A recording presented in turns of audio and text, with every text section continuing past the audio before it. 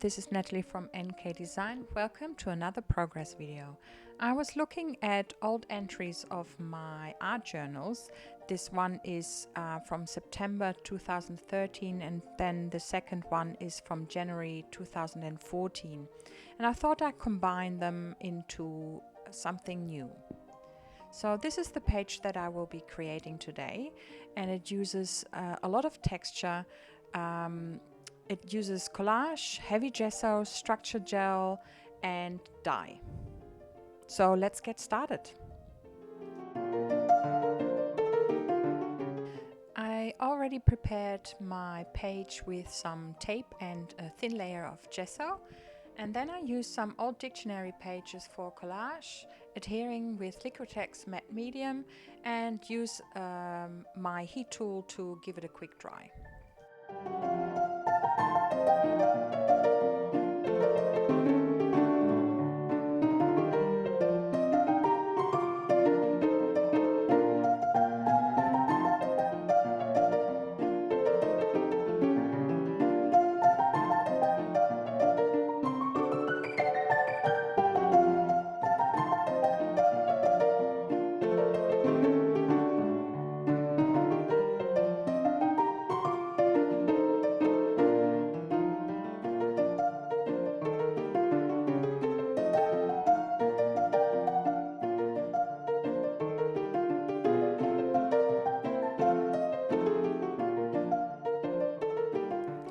Next up, I use two blue shades of my Derwent Inktense blocks and activate them with water, and then use a baby wipe to smooth the brush strokes and remove excess water.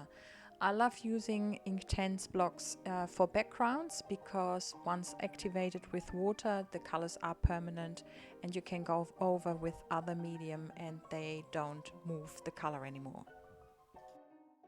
Next up, I'm using a matisse gesso. It's a heavy gesso and I like to use it for a little bit more structure and texture.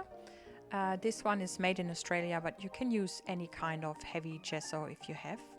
I'm using it with a dry brush and then also go over it again with a spatula just to create more texture.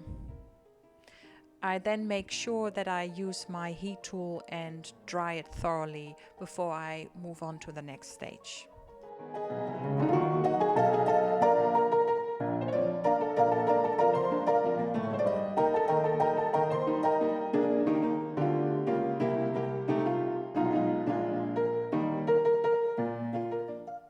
And because I can't have enough texture, I'm now using the heavy structure gel by Winsor & Newton.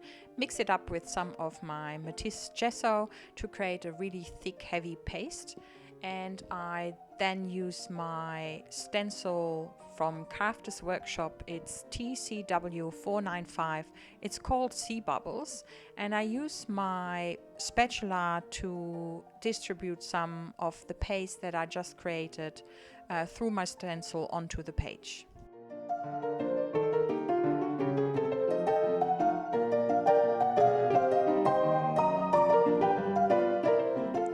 Make sure the paste is thoroughly dry before you move on to the next stage. And because I made way too much paste, I used the paste and the same stencil in a different journal and let it dry for another day.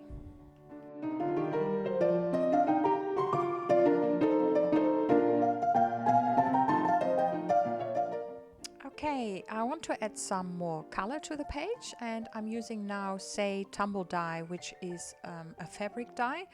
You probably could also use something like an acrylic ink, but it's not as thin.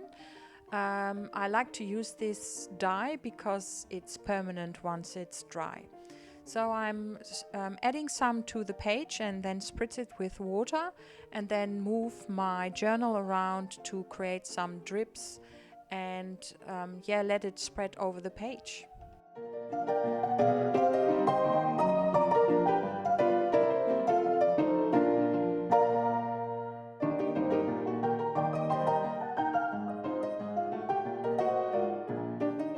I am adding more colors, going from light to dark, And because I don't want the colors to blend too much, I will be drying the colors in between. Sometimes you see me adding a little bit of water before I add the color, just so that it is easier for the color to spread.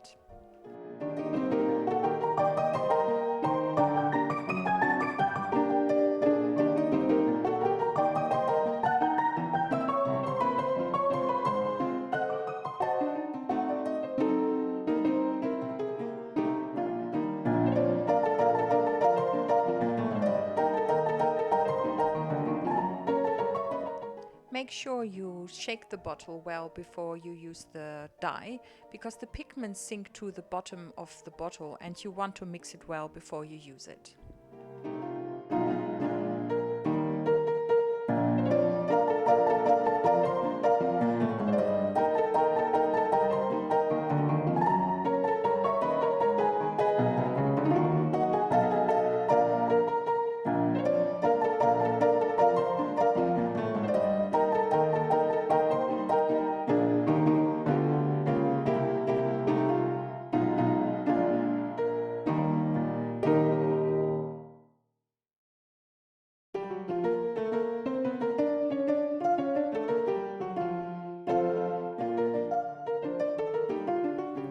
I don't want the dye to drip off the page, so I catch them up with a baby wipe or a paper towel.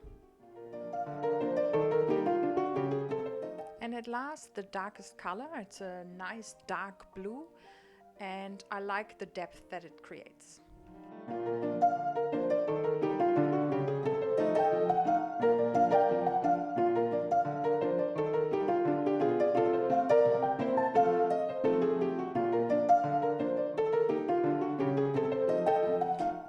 And it wasn't enough for me, so I'm adding another layer of the dark blue.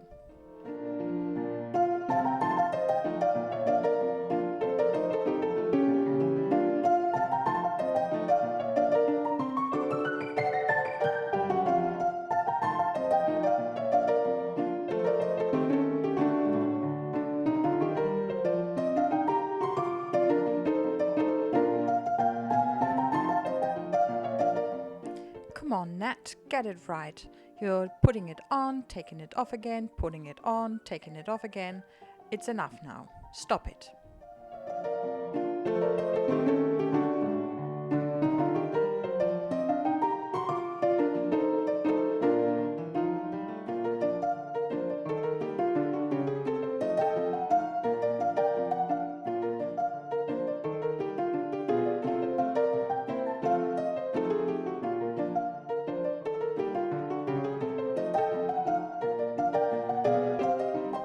The next two pieces I received via a swap with my gorgeous friend Melita, so I'm not entirely sure where the pieces come from, but I'm sure it's somewhat from the scrapbooking industry.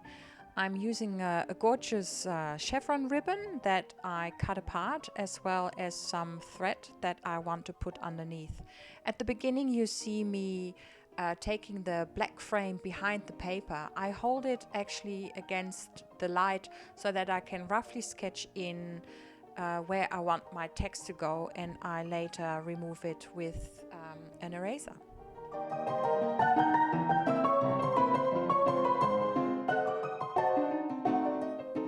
Now that I roughly know where I want everything to be, I take the card and write in my quote.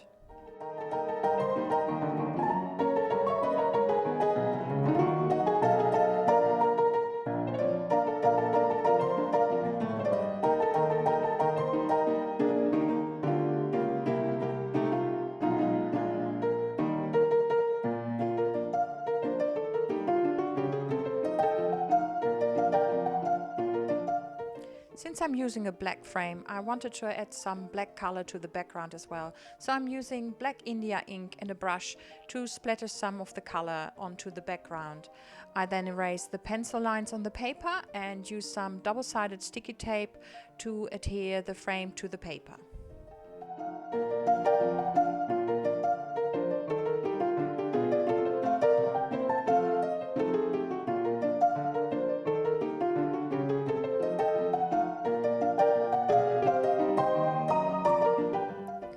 using some simple PVA craft glue to adhere the ribbon and the thread to the page, and then I use again double-sided sticky tape to add the frame over the ribbons to the page.